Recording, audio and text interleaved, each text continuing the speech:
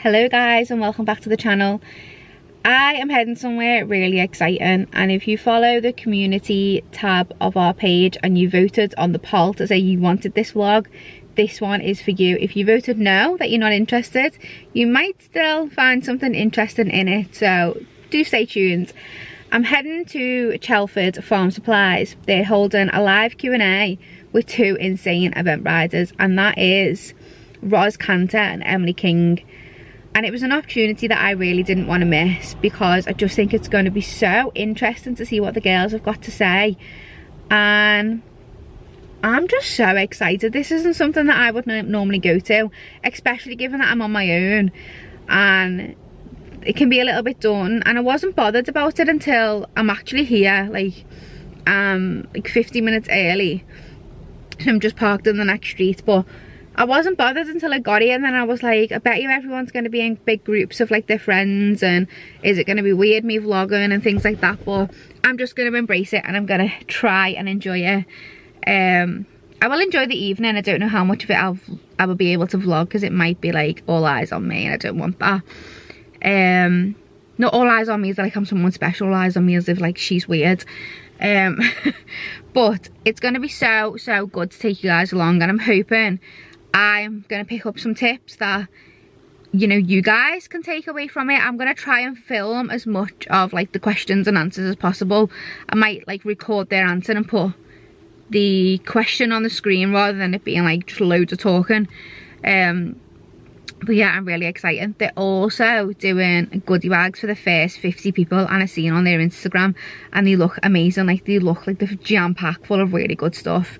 So yeah, I'm just sitting in the side street waiting, and I'm gonna go up a little bit closer to the time because I don't want to be too early. That's just weird, isn't it? But I'm sitting here like really needing a wee, and I'm not really gonna be able to go for a wee in this, am I? Like, easily.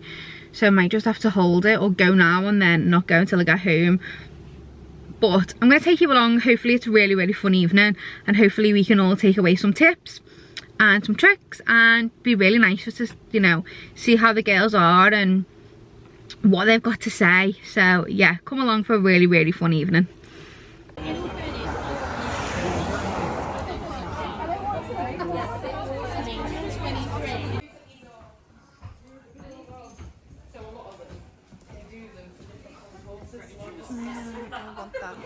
What have you been doing between Bergam and that run?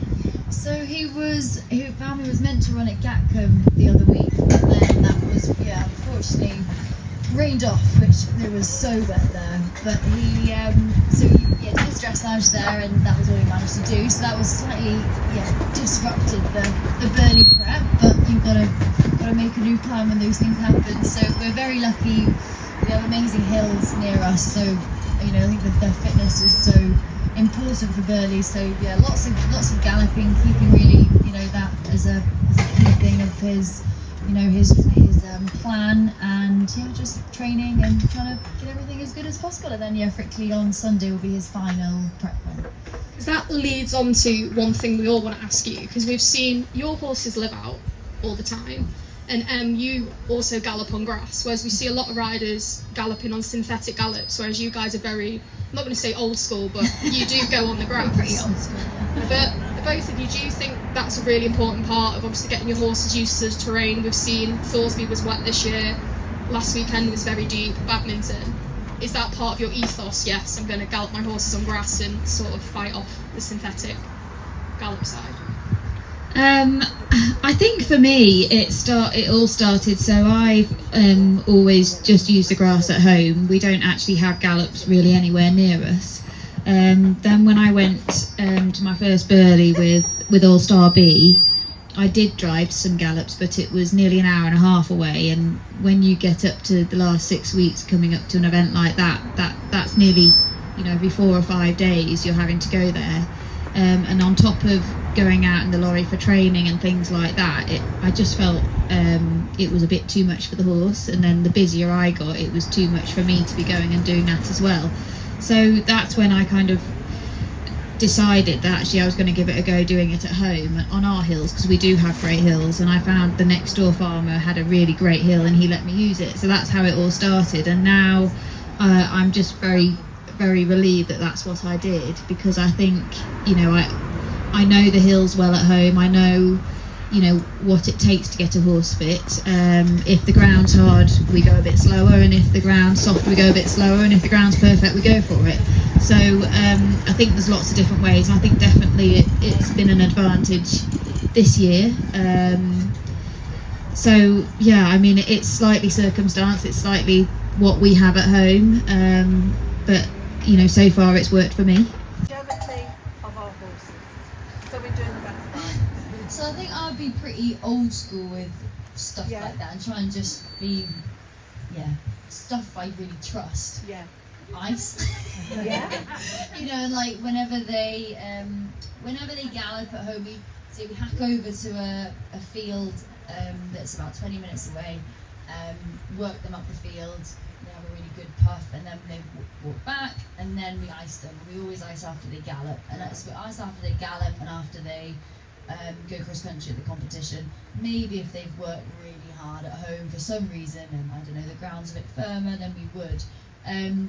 So I just, cooling as quickly as possible, and then at the 3-day events, you know, the Saturday night, to prep them as well as possible for the Sunday, or just if they've had a big run, I would ice them, and then I'd just cool and then compress. I just then would bandage them overnight, just to stop any excess swelling.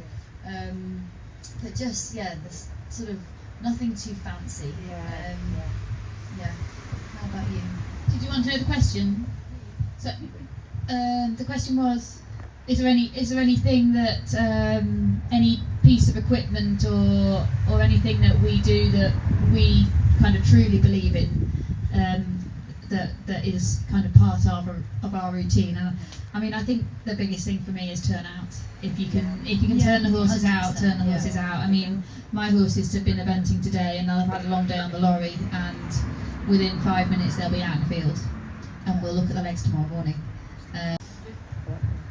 I think, I mean, obviously, Walter right now is the man of my dreams, so I'll take him. But I think I would have loved to ride Lenamore. For me, for the height that he was, and the fact that he always looked forward going but light and not strong. And I think I really don't enjoy riding big, heavy, strong horses, which is everything that All-Star B was, and I loved him to bits. But I think something that made, he was an exceptional jumper, and he just looked like a ball of energy, which would have suited me down to the ground. Yeah, I mean, Walter's pretty obvious, isn't it? It's fun. No, he was pretty hard to compete with. But I mean, slightly more recently, but Mickey Young's I can't even say the first bit. Sam. Sam. I mean, so he was just an incredible horse, so light on his feet, and you know, a nice mover, but then just phenomenal cross country. You know, really, just a machine of a galloper, intelligent. I mean, there's quite a few I certainly would love to have a go on, but I think he would be, him and Walter would be scrapping for the #1 spot. Which I think it's an important thing to actually practice and work on, and I have found it better for me at a big event. I started it in the run up to Tokyo, to try and come away from social media when I'm at a big competition. Part of the reason is because I don't really try and look at scores of anybody else, because I want to stay very much focused on me and my horses and getting the best out of them, and that can help you to win. But the other reason for me is, particularly since I've had Ziggy, I find concentration much harder, and I think that when you flick onto Facebook and Instagram out of habit, when you turn your phone on, that we actually I shorten my concentration span, because I kind of training myself to concentrate for 5 seconds and flick onto something else. And after I'd had Ziggy, I used to find it really hard to focus on if I was visualising going through a course, I'd get halfway through and realise I was thinking about something else. and so I think sometimes Facebook and Instagram and social media trains that into you a little bit to lose concentration. So that's part of the reason why I do it. And I think it is something for me that it takes a bit of training. I'd probably rather live without social media if possible. It's such a habit thing, isn't it? I think I would probably be a better person without it, but it's something that we live with and we all kind of enjoy in a different way as well, and we learn from. I mean, I enjoy seeing how other people run their yards and what they do and their ideas as well, and it's just trying to get the positives out of it, and not compare, because we all know how good everybody is at video editing, and what you see isn't always the true story. Along the way is that there's only one you in the world, and you've got to try and learn what makes you tick as a person. So, and watching videos of other people is absolutely fantastic, but you've got to know what makes you tick. For example, Oliver Townend has a very different personality to me, and the way we prepare for an event mentally and everything else is very different. He does what's right for him and I do what's right for me. So I think that gets easier as you get older, because you have a bit more confidence like that too. But that's the one thing. And then I think once you start to know who you are, and also physique wise, I mean, I spent a few years trying to ride like Tim Price, and I cannot lean forward down a drop like he can, because I roll off the front because I have no leg length. So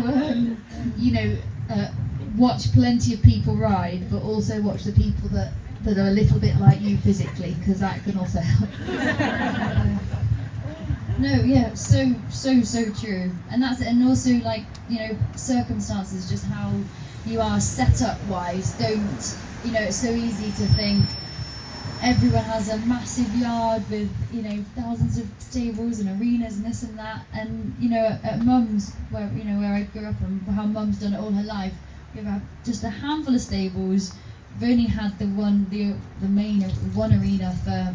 Just didn't even have that for very long. We used to always just work on the grass, and don't let that put you off. That that you don't make it seem like you need to have all that to make it possible. If you can very much work with what you have at home, and that's it. Take tips from everyone, but don't think it is essential to have that to be able to do it. That is me home. What an evening.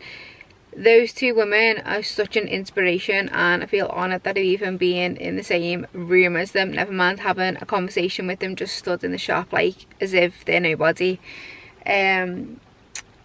It was so good. I'm going to apologise now for the quality of some of the videos. There's heads in the way and everything, but I tried to just video the questions that I thought were really interesting, because there was so many questions flying about, and I didn't want to have my phone. I decided to take my phone, not my camera, there, because I didn't want to carry the camera, and I didn't think it was fair to have my phone like in everyone's face because of where I was sat and the way the weather came. We all ended up crammed into one marquee. Oh yeah, it just wasn't fair. So the quality isn't the best, sorry, but it's still worth listening to, because some of the things he was saying are just amazing. The goodie bag, I secured the goodie bag. So I got a lovely cap that's literally, don't mind the milk, I've just stopped for milk for Harper for a nighttime bottle. I'll show you in that bag in a minute when I get in the house. So yeah, it was a really good evening, and I'm so glad that I went, even though I was on my own like a loner for half of it, but I don't care.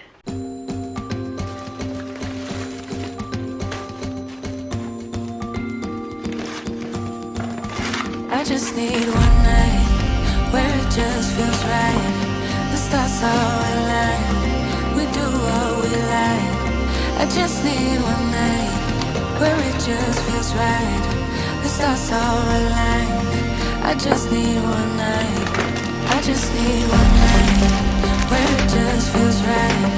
The stars are aligned, we do what we like. I just need one night.